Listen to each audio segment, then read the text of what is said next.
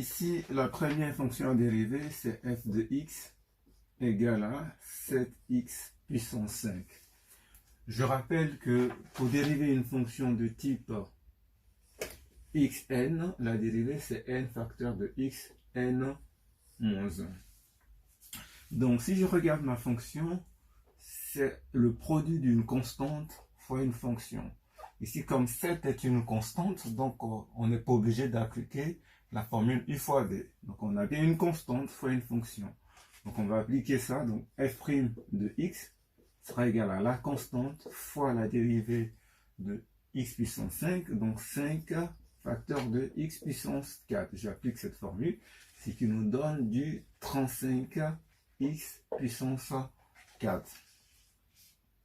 La deuxième fonction à dériver, c'est f de x égale à 3 sur x puissance 2. Si vous regardez dans le tableau, si la fonction f de x est sous la forme 1 sur x puissance n, alors sa dérivée, c'est moins n sur x puissance n plus 1.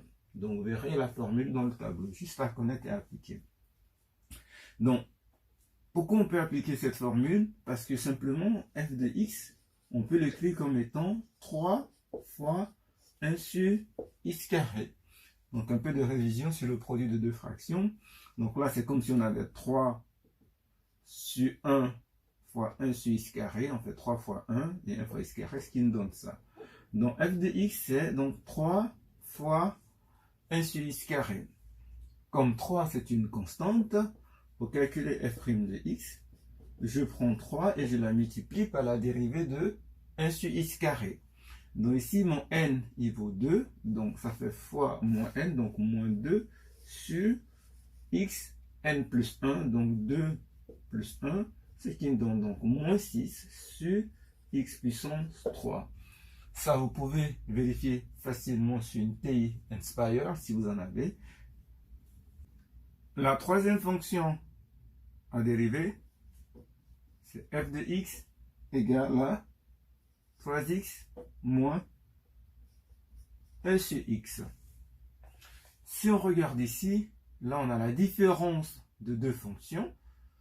Et pour la différence de deux fonctions, donc si vous avez u moins v, il faut faire u' moins v'. Donc, on va dériver ça, moins la dérivée de ça. Donc, f' de x, la fonction dérivée, la dérivée de 3x, c'est 3, moins la dérivée de 1 sur x. Donc, vous regardez la dérivée de 1 sur x, c'est moins 1 sur x carré. Il ne faut pas oublier le moins. Donc, ça fait la dérivée de 3x qui est 3, moins la dérivée de tout ça qui est égal à moins 1 sur x carré. Donc ça donne 3 plus 1 sur x carré. Après, pour la 4, on a f de t égale à 7 fois t puissance 5 plus 3 fois t puissance 4 moins t puissance 3 plus 5. Ici, c'est la même chose. Si vous avez du mal avec les t, je vous conseille de remplacer les t par les x et le raisonnement, c'est exactement le même. Donc, f' de t, là c'est comme si on avait 7 fois x puissance 5, donc ça fait 7 fois la dérivée de t puissance 5, donc ça fait 5 t puissance 4, plus, là c'est une constante fois une fonction, 3 fois la dérivée de t puissance 4, et la dérivée de t puissance 4, c'est 4 fois t puissance 3, moins la dérivée de t au cube, donc ça fait 3 fois t au carré, plus 5, et la dérivée de 5, c'est 0. Donc du coup, là, ça nous fait 35 fois t puissance 4. Là, ça nous fait du 12 fois t puissance 3 et moins 3 fois t au carré. Donc ici, vous voyez bien que dans l'exemple, je détaille au maximum. Si vous maîtrisez la méthode, vous n'êtes pas obligé de détailler au maximum. Vous pouvez aller rapidement. Donc la fonction 5, c'est f de x égale à 7 sur x puissance 4 moins 3 sur x2 moins 4 sur x. Donc là, on voit bien que f, c'est la différence de trois fonctions. Donc pour calculer f', on va faire la différence des différentes dérivées. Donc on va dériver 7 sur x puissance 4, 3 sur x puissance 2 et moins 4 sur x. Ici, il faut se rappeler que 7, par exemple, 7 sur x puissance 4, on peut l'écrire comme étant 7 sur 1 fois 1 sur x puissance 4, ce qui 7 sur 1, ça fait 7, fois 1 sur x puissance 4. Donc, on va le transformer en produit pour bien faire apparaître une fonction de la forme 1 sur x puissance n. Donc, là, ça nous fait donc du 7 fois 1 sur x puissance 4, moins 3 fois 1 sur x carré, moins 4 fois 1 sur x.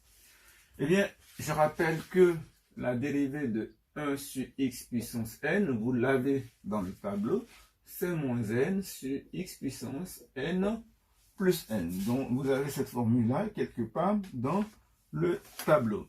Maintenant, on va appliquer ça à la dérivée de la fonction f. Donc, ça nous fait f' de x. Ça nous fait 7 fois la dérivée de 1 sur x puissance 4. J'applique cette formule. Donc, fois moins 4 sur x puissance 4 plus 1. Donc, 5.